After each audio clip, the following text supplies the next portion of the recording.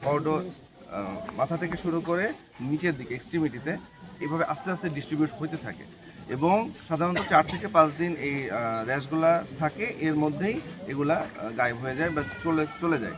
তো হামের সংক্রমণ সময় হচ্ছে এই র্যাশ অ্যাপিয়ার করার 4 দিন আগে থেকে র্যাশ অ্যাপিয়ার করার 4 দিন পরে। অর্থাৎ কোনো বাচ্চার যদি র্যাশ অ্যাপিয়ার করে বা দানা উঠে, তখন আমাদের প্রধান যে উদ্দেশ্য থাকবে মাকে এইটুকু বলা যে আপনি বাচ্চাকে নিয়ে অযথা ঘোরাঘুরি করবেন না, বাসার ভিতরে রাখবেন এবং কোনো যদি ডেঞ্জারাস সাইন যেমন হচ্ছে বাচ্চা খেতে পারতেছে না, প্রচুর পরিমাণে বমি করতেছে, তাহলেই বা বাচ্চার নেতায় পড়ছে, লেথার্জিক হয়ে গেছে, তবেই আমাদের কাছে আনা। এবং হামের ওভাবে কোনো স্পেসিফিক ট্রিটমেন্ট নাই, এটা আমরা সাপোর্টিভ ট্রিটমেন্ট যেটা বলে থাকি, বেশি বেশি করে পানি খাওয়ানো, স্যালাইন খাওয়ানো। এবং একটাই এক্স্যাক্টলি হয় যে হাম যখন হয় শরীরে ভিটামিন এ ডেফিসিয়েন্সি হয়, যেটার অভাবে আমাদের নাইট ব্লাইন্ডনেস হতে পারে এবং নিউমোনিয়া হতে পারে, ডায়রিয়া হতে পারে। এবং হামের ডায়াগনোসিসের ক্ষেত্রে আমরা সাধারণত 3C দিয়ে আমরা একটু মনে রাখি, সেটা হচ্ছে কনজাংটিভাইটিস, কোরিজা অ্যান্ড হচ্ছে কফ। অর্থাৎ বাচ্চার চোখ থেকে পানি পড়বে, নাক থেকে পানি পড়বে, চোখ থেকে ময়লা আসবে এবং হলো কাশি হবে। আর হাম বা হামের সংক্রমণ নিয়ে যে সকল রোগী আছে আমরা বলবো আপনারা অহেতুক মানে হবেন না, ভয় পাবেন না, আতঙ্কগ্রস্ত হবেন না। আমাদের হসপিটালে আমরা মিজলস আইসোলেশন কর্নার খুলেছি। আমাদের 124 নম্বর রুমে হামের যে প্রাথমিক চিকিৎসা দেওয়ার ব্যবস্থা আছে। জটিল রোগীকে অবশ্যই শিশু কনসালটেন্টের কাছে রেফার করার ব্যবস্থা আছে এবং যদি আমাদের মনে হয় যে বাচ্চা মানে আশঙ্কাজনক, আমরা সেই বাচ্চাটাকে ভর্তি রাখি। অলরেডি আমাদের আইসোলেশনে এখন 4টা বাচ্চা ভর্তিও আছে এবং গত কয়েকদিনে আমরা বেশ কয়েকটা বাচ্চা ভর্তি রেখেছি এবং যখন দেখেছি তারা সুস্থ হয়ে গেছে আমরা তাদেরকে বাসায় পাঠিয়ে দিয়েছি। আপনার শিশুকে টিকা দিন, টিকা দিলে পরে ভবিষ্যতে হাম থেকে আমরা রক্ষা পাব।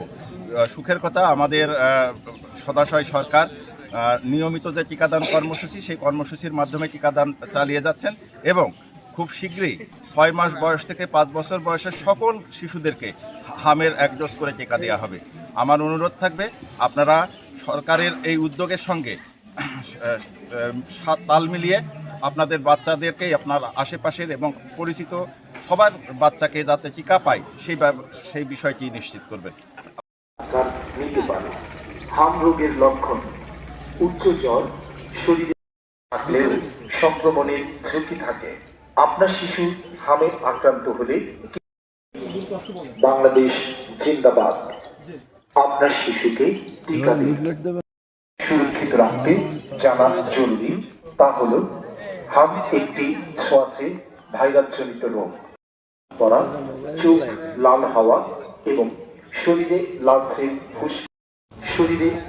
ফুসকুড়ি, কাশি, নাক দিয়ে পানি পড়া, চোখ লাল হওয়া ও তরল খাবার দিন।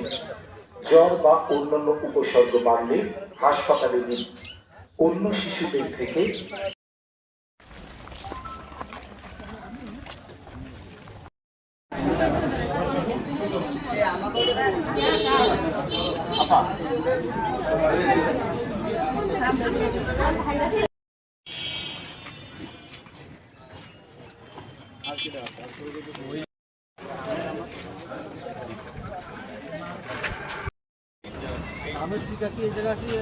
আগামী 20 তারিখ থেকে সারা বাংলাদেশে স্বাস্থ্যকেন্দ্রগুলো থেকে আমের টিকা দেওয়া শুরু করবে। আগামী 20 তারিখ থেকে আপনার হসপিটালে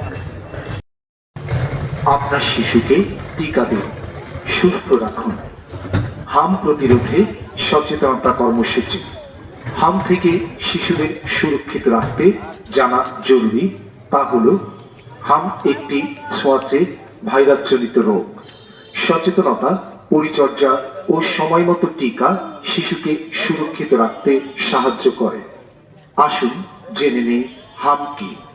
হাম একটি অত্যন্ত সংক্রামক ভাইরাসজনিত রোগ।